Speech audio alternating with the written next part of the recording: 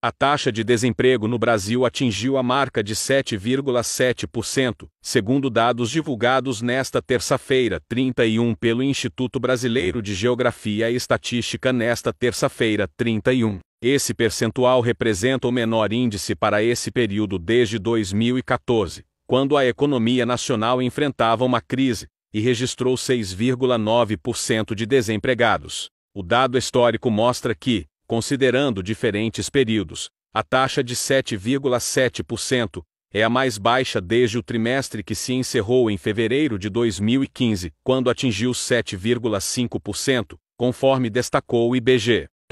No segundo trimestre, a taxa estava em 8%, segundo a série histórica comparável da PNAD. Contínua com essa redução na taxa de desemprego, a população considerada desempregada no Brasil no terceiro trimestre foi de 8,3 milhões, em comparação aos 8,6 milhões nos 3 meses anteriores. A PNAD engloba tanto o mercado de trabalho formal quanto o informal, abrangendo desde empregos com carteira assinada e CNPJ até trabalhos informais e eventuais.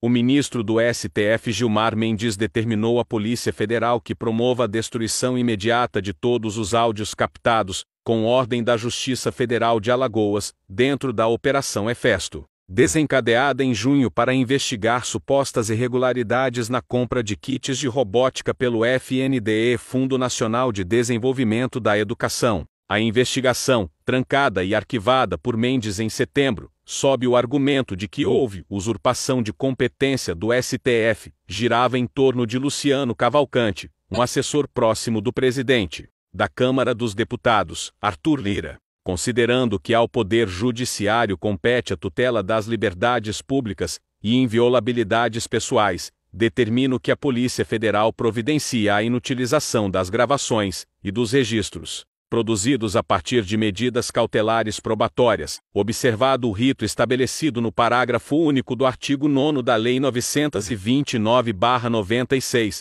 decidiu Mendes no último dia 27. Nesta terça-feira, 31, durante a sua live semanal Conversa com o Presidente, Lula fez uma análise da sua vitória política conquistada há um ano e do que ela significou para o Brasil. Para Lula, o país derrotou uma grande máquina de propagação de mentiras, representada pelo ex-presidente Jair Bolsonaro. Nós tivemos, possivelmente, o ano com a maior quantidade de mentiras contadas no Brasil, desde que o país foi descoberto. Ele fazia questão de inventar coisas para contar ao povo, mentindo sobre remédios para a Covid, mentindo sobre economia, ou seja, fazia parte do DNA dele, a quantidade de mentiras contadas por dia. A sociedade com uma máquina de produção de mentiras que, até então, não tínhamos conhecimento, começou Lula. Em seguida, o presidente Lula afirma que a vitória de sua chapa foi expressiva e deixou Bolsonaro atordoado e chorando em casa. Nossa vitória foi tão expressiva que Bolsonaro ficou atordoado.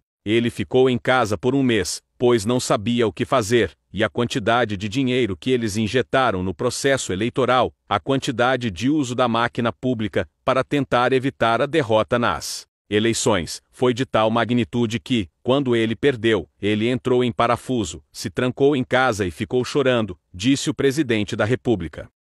Em entrevista ao Fórum Café na manhã desta terça-feira, 31, o ex-deputado e figura histórica do PT, José Genuíno, acusou a Procuradora-Geral da República interina, Eliseta Ramos, que tem laços com a Lava Jato, de tentar dar um golpe e aparelhar com aliados e simpatizantes da Força Tarefa, a estrutura nacional do órgão de investigação. A PGR passa pelo crivo do poder político. O que acontece com a doutora Eliseta é que está em uma vacância porque venceu o mandato do Augusto Aras e o governo até agora não indicou. E ela está aproveitando essa vacância burocrática para montar uma estrutura lavajatista dentro do Ministério Público, afirmou Genuíno. Segundo o petista, Eliseta destituiu o subprocurador Ronaldo Albo da coordenação da 5ª Câmara de Coordenação e Revisão da PGR, para colocar em seu lugar Alexandre Camanho. Albo, que propôs um desconto de 6,8 bilhões de reais no acordo de leniência da JF com o Ministério Público Federal, era nome de confiança de Aras, e crítico a Eliseta. Já Camanho seria do grupo lavajatista da PGR.